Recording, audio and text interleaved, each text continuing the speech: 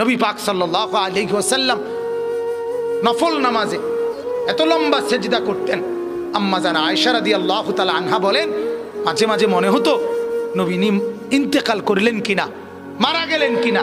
এজন্য আমি নবীর পায়ের পিছনে তালুর মধ্যে এভাবে আঙ্গুল দিয়ে চাইতাম, মানে রেক দিয়ে বসাইতাম আর কি, যে জীবিত কিনা। এত লম্বা সেজদা দিতেন।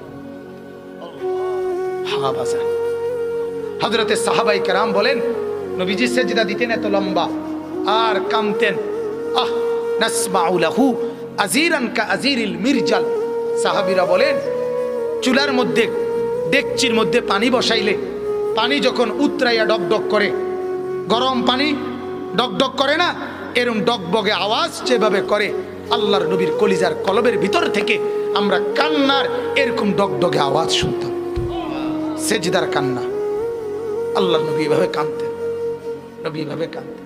আম্মা জান আয়েশা বলেন, একদিন রাত্রিবেলা নামাজে দাঁড়াইছে, তাহাজ্জুদে এক রাকাতে মাত্র দাঁড়াইছে নবীজি। আয়েশা রাদিয়াল্লাহু তাআলা আনহা বলেন, আর সেজদাও করে নাই, আর রুকুও দেয় নাই। বেলালের আজান পর্যন্ত, ফজরের আগ মুহূর্ত, এ দাঁড়ানো থাইকেই কোরআনের একটা আয়াত পড়ছে আর কাঁদছে আর কাঁদছে আর কাঁদছে। কাঁদতে কাঁদতে চোখ ফুলাইয়া ফেলছে, দাড়ি ভিজে গেছে, বুকের পশম ভিজে গেছে। আম্মা জান আয়েশা বলে, তাওয়াররামাত কাদামাহু, দুইটা পাও ফুলে ফুলে গেছে।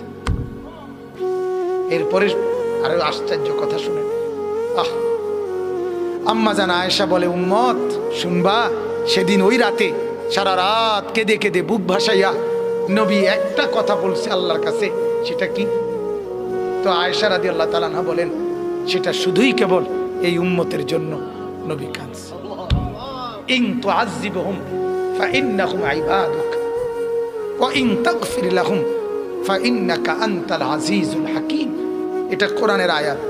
আল্লাহর নবী কদ্দুর সারা রাত পড়ছে, আল্লাহরে বলছে, মাওলা আমার উম্মত, আপনি যদি গুনার কারণে আযাব দেন, আপনি দিতে পারবেন। আপনার, আমি বলার কিছু নাই, আপনার বান্দা, আপনি চাইলে যা ইচ্ছা তাই করতে পারেন, আযাব তো দিতে পারেন মাওলা। ওয়া ইন তাগফির লাহুম, নবী বলে, আল্লাহ যদি এই বন্ধুর দিকে তাকাইয়া যদি আমার গুনাহগার উম্মতকে মাফ করে দেন, ফাইন্নাকা আনতাল আজিজ, তাইলে তো আপনি এই ক্ষমতাও রাখেন, আপনাকে তো বলার কেউ নেই। আপনারে বাধা দিবে কে? আপনারে নিষেধ করবে কে? বন্ধুর দিকে তাকাইয়া দেন না মাফ করে। আমরা কিতাবে পড়ছি বাজান, ওই যে একটু আগে বললাম, আল্লাহ পাক যাদেরকে একবারে কাছে বসাবেন তা করে কি বলে, মনে আছে নি? নবীজি বলছে, আনা মিনাল মুকাররাবিন।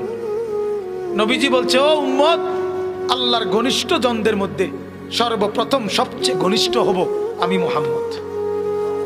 হাসরের ময়দানে মাওলা আমার জন্য, আল্লাহ তার সিংহাসনের পাশে আবার আমার জন্য আসন নির্ধারণ করবেন, বসে বসে আল্লাহর নবীকে আল্লাহ তাআলা বলবেন, বন্ধু এই আসনে বসেন।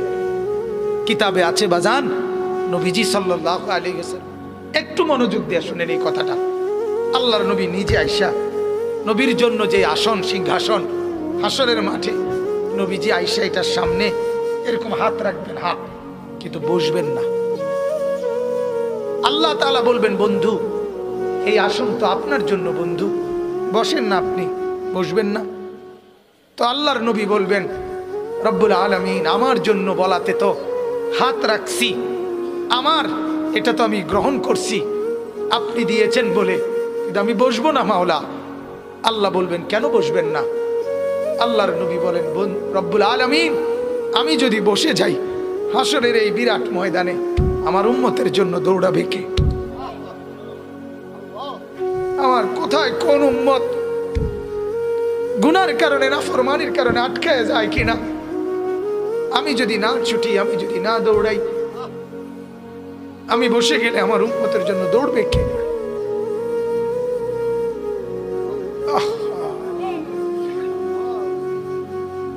বাপ, চিনা দরকার ছিল যাকে, চিনলেন না তাকে। হায় যুবক, বন্ধুকে চিনলা না, দুশ্মনকেই বন্ধু বানাইলা। দুশ্মনকেই বন্ধু বানাইলা।